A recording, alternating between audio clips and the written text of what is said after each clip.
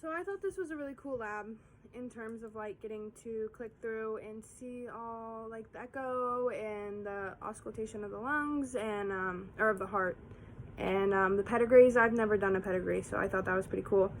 But then in the lab there were 3 patients, and patient A, B, and C, and my patient A was a 30-year-old male presenting with syncope and a familial history of heart disease.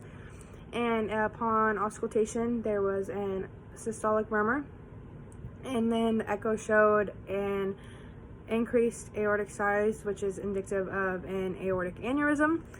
And we found with the pedigree that it is a dominant pattern of inheritance, and we were able to conclude at the end that it's Marfan syndrome. So then the second patient, patient B, was a 35-year-old male with dwarfism, and he was presenting with breathlessness and an erratic heart rate.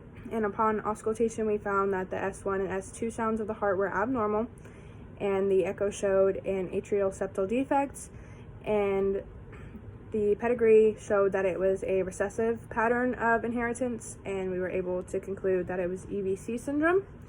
So the final patient was a 55-year-old with presenting with dyspnea and fatigue with strenuous activity.